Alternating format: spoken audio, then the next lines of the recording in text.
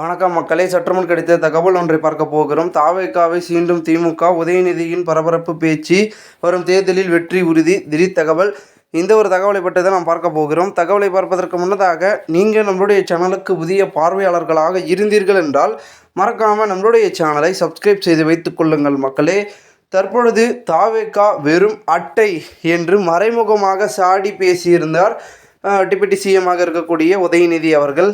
அதாவது என்னவென்றால், ஊர்தால், தாஜ்மஹால் மற்றும் பார்த்திங்கன்னா இபிஎஸ் ஈப்பிள் டவர் செட் போட்டு எக்ஸ்ட்ரா பிட்டிங்ஷன் நடத்தினால் கூட்டம் தான் செய்யும். ஆனால் அதெல்லாம் வெறும் அட்டை என விஜயை மறைமுகமாக உதயநிதி விமர்சித்துள்ளார். அப்படி போடப்பட்ட செட்டுகளுக்கு எந்த அஸ்திவாரமோ கொள்கையோ கிடையாது என தெரிவித்த அவர், தட்டினால் அட்டை விழுந்துவிடும் எனவும் கூறியுள்ளார் உதயநிதி அவர்கள். மேலும், ஆனால் திமுக என்பது தியாகத்தாலும் போராட்டத்தாலும் உருவான மாபெரும் கட்சி என கூறியுள்ளார் உதயநிதி ஸ்டாலின் அவர்கள். மேலும் இது பெரும் விதத்தில் அரசியல் வட்டாரத்தில் பேசப்படுகிறது. ஏனென்றால் தற்பொழுது உதயநிதி அவர்கள் தாவேகாவை குறித்து அந்த அளவிற்கு பெரும் விதத்தில் விமர்சனத்தையும் சரி, பெரும் விதத்தில் பார்த்திங்கன்னா எதுவுமே வைக்காமல் இருந்தார். ஏன்னா எதாக இருந்தாலும் நேரடியாக ஸ்டாலின் அவர்களோ இல்லை மற்ற அமைச்சர்கள் இதுக்குன்னே இருக்காங்க.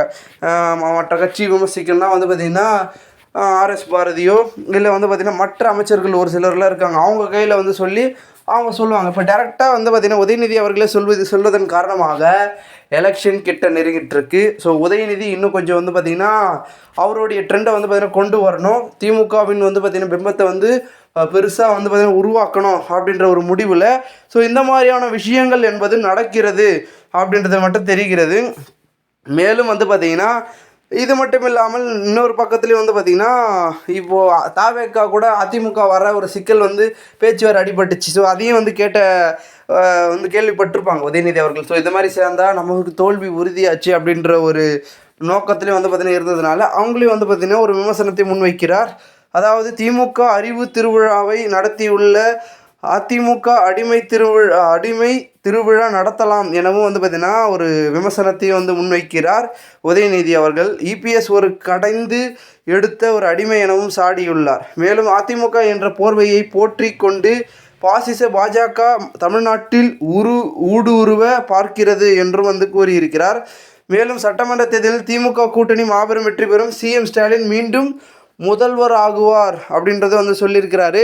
இதனால் இந்த கூட்டணி, அதாவது அதிமுகவுடன் கூட்டணி சேரக்கூடிய கட்சிகள் வெற்றி பெறுவதற்கான வாய்ப்பு இல்லைன்ற மாதிரி உதயநிதி அவர்கள் சொல்கிறாரு.